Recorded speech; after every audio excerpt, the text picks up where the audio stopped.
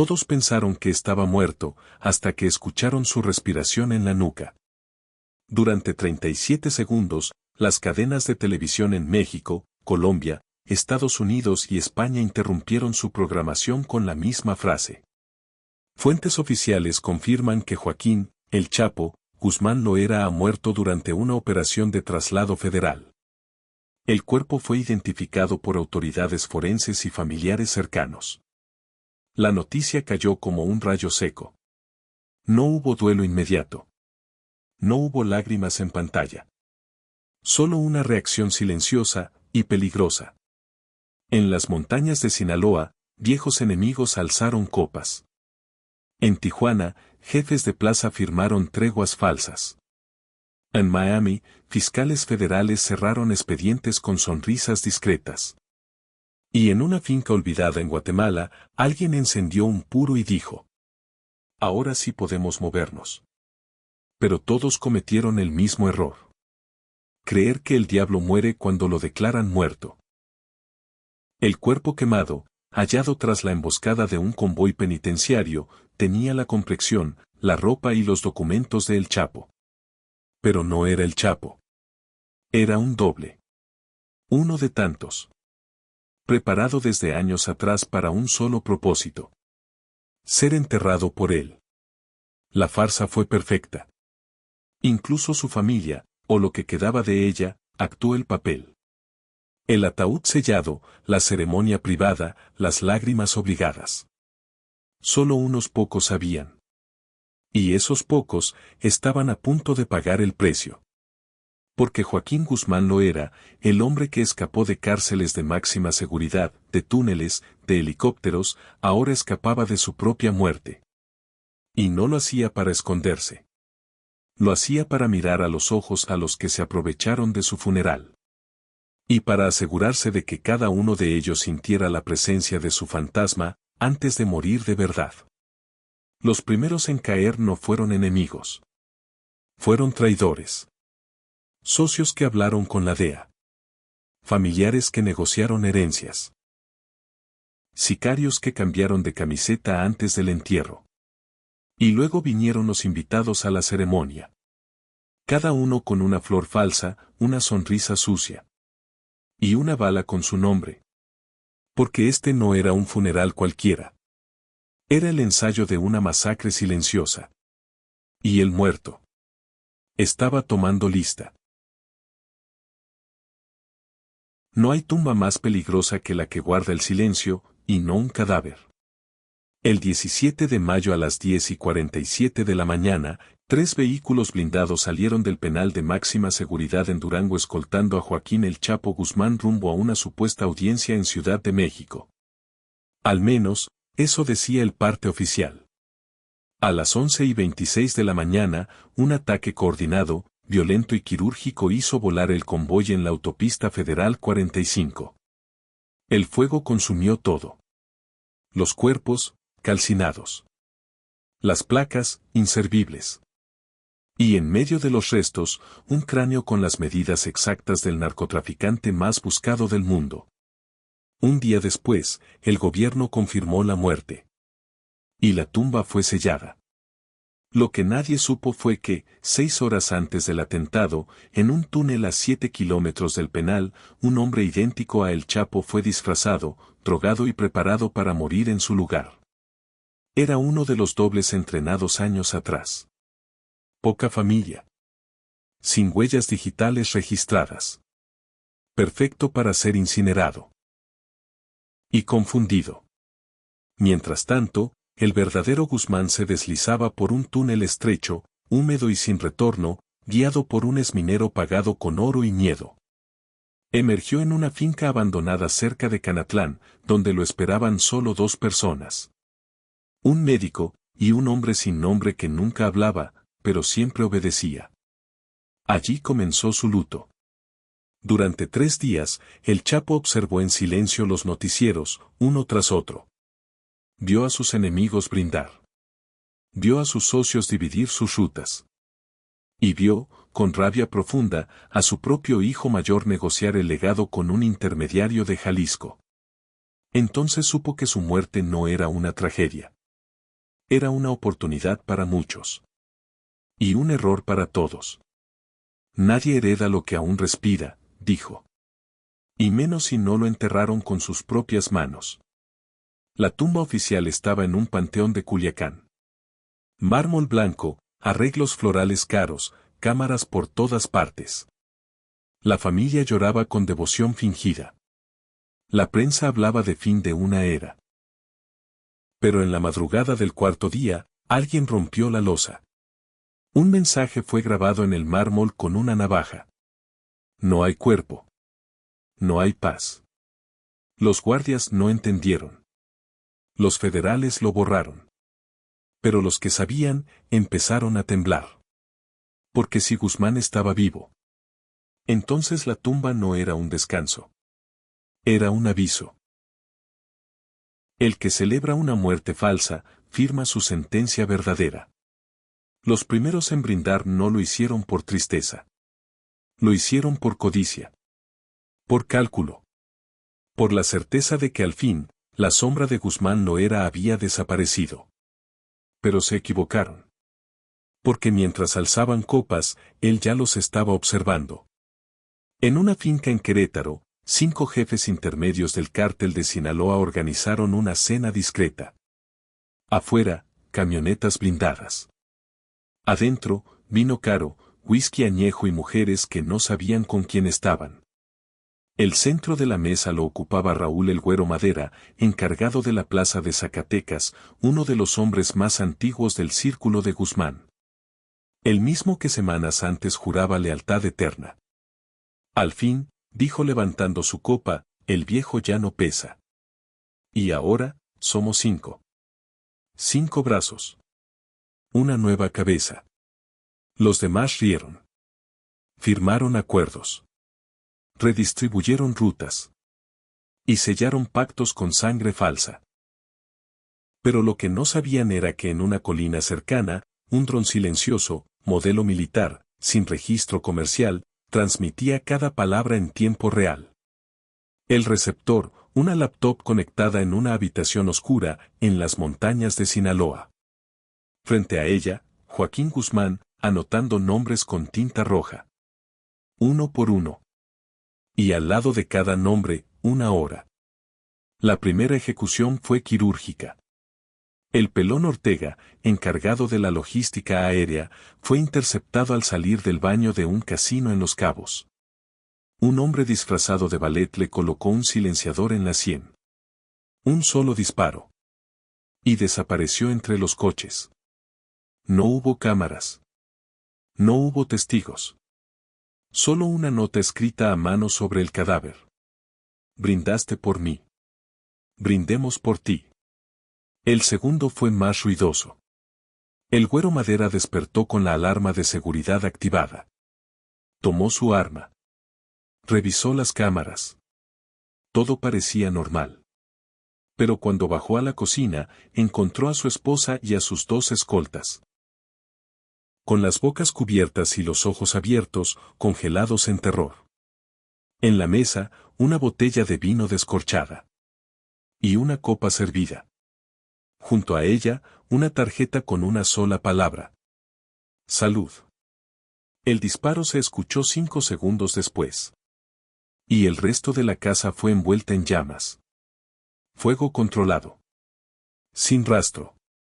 Los periódicos hablaron de ajustes internos. La DEA dijo que eran purgas de liderazgo. Pero entre los verdaderos hombres del cártel, el mensaje fue claro. El muerto volvió. Y está tomando lista. Los brindis cesaron. Los pactos fueron cancelados. Y muchos comenzaron a esconderse en casas que el Chapo construyó. Pero no había lugar seguro. Porque los que celebraron primero serían los primeros en caer. A veces, los que cargan el ataúd también cavan su propia tumba. La mañana del funeral fue extrañamente silenciosa. No por respeto, sino por tensión. Demasiados nombres grandes en un solo lugar. Demasiadas caras conocidas que, hasta el día anterior, negaban conocerlo. El cuerpo, completamente calcinado, Fue sellado dentro de un ataúd de acero forrado en terciopelo. Nadie lo vio. Nadie lo tocó. Y sin embargo, todos fingieron llorar como si se tratara de su hermano. Al frente del cortejo fúnebre, 6 hombres cargaron el ataúd hacia su tumba vacía. Los llamados leales de siempre. Pero Joaquín los conocía bien. Porque él mismo los había puesto allí, para vigilarlos. Y ahora, desde su escondite, los marcaba para castigarlos. El primero era Benjamín el doctor Romo, el antiguo médico personal del Chapo. Durante años, fue quien firmó certificados falsos, programó traslados clínicos y administró los calmantes que le permitieron soportar noches sin dormir. Pero después de la última captura, vendió informes médicos al gobierno estadounidense, con anotaciones privadas y acceso a historiales de familia. Una traición disfrazada de conveniencia. Lo encontraron 2 semanas después, en su consultorio de Mazatlán. La escena era grotesca, su cuerpo amarrado a una camilla, boca cosida, y una nota en su bata. El silencio no se receta. Se cumple. El segundo era Lorenzo el Jaguar Muñoz, uno de los encargados de seguridad en la cárcel de Puente Grande. Fue quien permitió, por orden directa de Guzmán, el entrenamiento del doble que tomaría su lugar en el convoy. Pero en el último momento, cambió la ruta. Y el cuerpo que debía desaparecer, llegó a la morgue. Chapo lo supo. Y lo marcó. El Jaguar desapareció en pleno gimnasio. Su camioneta fue hallada en llamas, con un tigre disecado en el asiento trasero. En su pecho, grabado con cuchillo, una palabra. Traidor. El tercero fue aún más personal. Manuel Guzmán López. Primo lejano. Primo cercano cuando convenía. Fue uno de los portadores del ataúd. Y esa misma noche, viajó a Guadalajara para reunirse con representantes del cártel Jalisco Nueva Generación. Lo interceptaron en la carretera. Su cuerpo no apareció. Pero sí su teléfono. Transmitía en vivo. Y se escuchaba una voz. ¿Creías que no vendría a mi propio funeral? Los demás asistentes al sepelio comenzaron a caer como fichas de dominó. Uno murió en su oficina, envenenado. Otro fue atropellado por un camión sin conductor. Una tercera fue grabada confesando su participación, antes de ser ejecutada por su propia escolta. El mensaje era claro. No se trataba de venganza. Era limpieza. Una purga silenciosa disfrazada de justicia. Y los que tocaron el ataúd de Joaquín Guzmán habían tocado su propio destino. Hay quienes no fueron al funeral, porque sabían que el muerto todavía respiraba. En el mundo del narco, el miedo se huele. Y esa semana, olía a ceniza, traición y sudor frío. Las noticias sobre las muertes de los portadores del ataúd ya se habían filtrado por todo Sinaloa. Las redes estaban repletas de especulaciones. ¿Fue CJNG? ¿Está vivo? ¿Quién será el siguiente? Pero lo más curioso era que algunos ya sabían la verdad, y por eso no habían ido al entierro. Gente que tenía información. Demasiada. Gente que no lloró, ni rezó, ni se apareció cerca del panteón. Porque no creyeron la noticia. Porque conocían demasiado bien a Joaquín Guzmán como para creer que moriría sin ruido. El primero en la nueva lista era Ernesto el Gato Altamirano, ex jefe de inteligencia logística. Un tipo frío, meticuloso. Había ayudado a construir las redes de escape, diseñar rutas seguras y desviar atención cuando los operativos se acercaban. Pero también fue quien, semanas antes de la emboscada al convoy, comenzó a mover dinero hacia cuentas en Panamá y Dubái. Sabía lo que venía. Y no avisó. No apareció en el funeral. Ni una llamada. Ni un pésame. Solo una transferencia final, a su propio nombre. Fue encontrado en una finca de lujo en Querétaro. Amarrado a un sofá, con los ojos abiertos. Sin signos de violencia. Pero con los labios pintados con marcador rojo. Una sola palabra. Luto. La segunda fue una mujer, Mariela Contreras, ex abogada personal de la familia Guzmán. Encargada de testamentos, negocios offshore y custodias legales. Días después del funeral, apareció en una reunión privada en Bogotá con agentes de la DEA, según archivos filtrados. Negociaba protección para información sensible. Lo que no sabía era que uno de sus guardaespaldas seguía siendo leal a Joaquín. La entregó. Su cuerpo fue hallado dentro de un ataúd real, flotando en el río Magdalena. Con un velo negro. Y una nota. Por si te quedaste con ganas de despedirte. El tercero era una leyenda del cartel, Daniel el Roto Carrasco. El único que se atrevió a enviar un mensaje directo a los otros capós. No es nuestro funeral. Es su truco final. Tenía razón. Pero también firmó su sentencia. Fue emboscado en su propio cumpleaños. Sus invitados, envenenados. Él, decapitado. La cabeza apareció en una urna funeraria. Sellada. Con una dedicatoria. Para que no digas que no estuve presente. Uno por uno, los que no fueron al funeral comenzaron a morir. Y esta vez no había drones. No había videos. Solo cuerpos. Y mensajes precisos. Como si el muerto supiera exactamente quién dudó de él y desde cuándo. La sangre no traiciona, pero a veces, se lava con fuego. El Chapo había ejecutado a traidores, hipócritas, desertores y sapos. Pero quedaba uno. Uno que no cargó el ataúd. Ni lloró. Ni llamó. Uno que en silencio se quedó al margen, esperando la herencia. Su hijo. Jesús Alfredo Guzmán, el mayor de los sobrevivientes visibles del linaje, había jugado su partida con cuidado. Había negociado treguas con Jalisco. Había mantenido contactos con la DEA solo por protección. Y había consolidado el negocio, como si el reinado ya le perteneciera. Desde el anuncio de la muerte de su padre, no derramó una sola lágrima en público. Ni apareció en Culiacán. Ni acudió al velorio. Y cuando un reportero lo abordó con la pregunta más obvia, simplemente dijo: ahora me toca a mí. Joaquín vio esa entrevista 3 veces. Sin parpadear. Sin respirar. Sin pestañear. Porque esa frase no era solo arrogancia. Era sentencia. Y no provenía de un enemigo. Sino de la sangre de su sangre. Pasaron 13 días desde el funeral.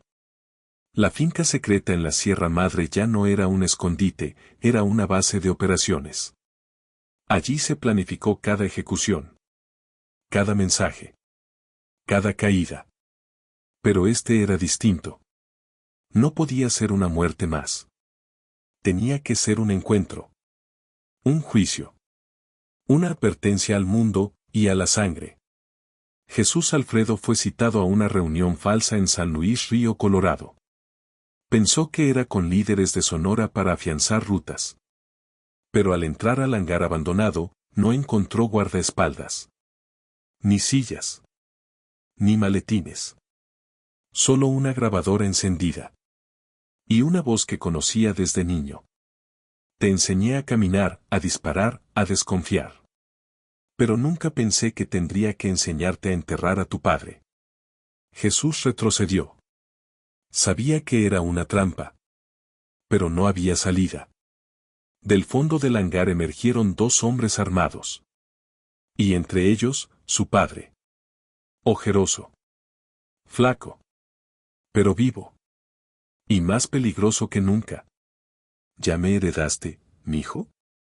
Preguntó con un suspiro helado. Ya tomaste lo mío. Como si estuviera muerto. Jesús bajó la cabeza. No dijo nada. Y el Chapo sacó una pistola. La colocó sobre la mesa. La empujó hacia él. Tienes 2 opciones. Seguir respirando, sin apellido. O dejar que el mundo vea cómo un hijo muere en las manos de su propio padre. El silencio duró 74 segundos. Jesús se arrodilló. Y lloró por primera vez. No hubo disparo. No ese día. Pero desde entonces, nadie volvió a ver a Jesús Alfredo Guzmán. Ni en redes. Ni en reuniones. Ni en fotos. Y los rumores comenzaron. Está exiliado. Está encerrado. O está muerto, pero sin funeral.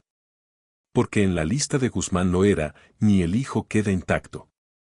El último adiós, no siempre se da con un abrazo. A veces se da con silencio. Y fuego. Morir es fácil. Lo difícil, es ver quién se alegra de tu tumba. La última vez que alguien vio a Joaquín Guzmán Loera con vida fue en una finca oculta entre las sierras de Badiraguato, donde solo el eco conoce los nombres y las balas aún rebotan entre los árboles. Allí llegó caminando solo, sin escoltas, sin armas. Con un cuaderno en la mano. Uno negro, de tapa dura, con 28 nombres escritos a mano. 27 tachados. Uno subrayado.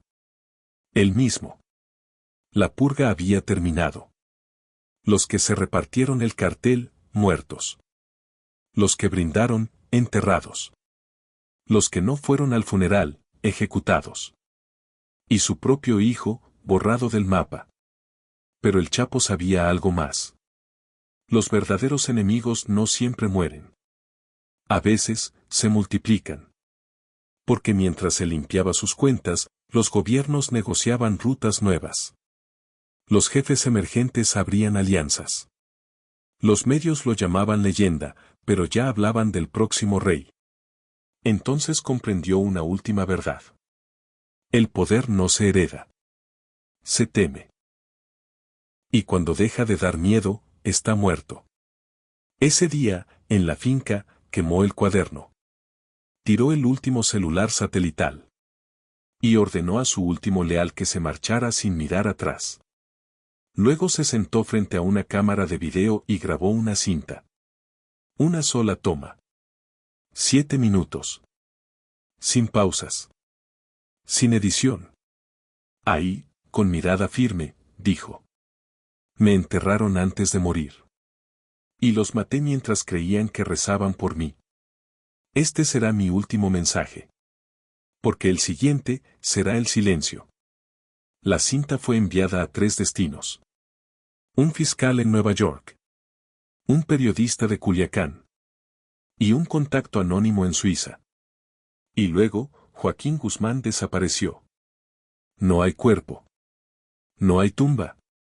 No hay testigos. Solo rumores. Algunos dicen que vive bajo otro nombre en Venezuela. Otros aseguran que murió esa noche, por voluntad propia. Algunos juran haberlo visto en una iglesia en Michoacán. Otros dicen que se convirtió en leyenda y que ahora es solo un fantasma que castiga a los traidores. Pero en cada nueva traición que ocurre en el mundo narco. En cada ajuste de cuentas sin explicación. En cada funeral donde nadie reconoce al cadáver. Hay quienes dicen lo mismo. Ese estilo. Es de El Chapo. Y en una tumba sin cuerpo, sin fecha, sin nombre. Alguien deja una flor cada año. Una sola palabra escrita en el pétalo. Pendiente. Porque el hombre que fue su propio fantasma, nunca murió. Solo eligió cuándo volver. Y a quién llevarse consigo. Carpeta de archivo caso 099, archivo cerrado. Estado final, inconcluso. Última línea en el expediente. El muerto sigue escribiendo. Si te gustó el video, no olvides darle like, dejar tu comentario, compartirlo con tus amigos y suscribirte al canal para no perderte nuestros próximos contenidos. Gracias por tu apoyo.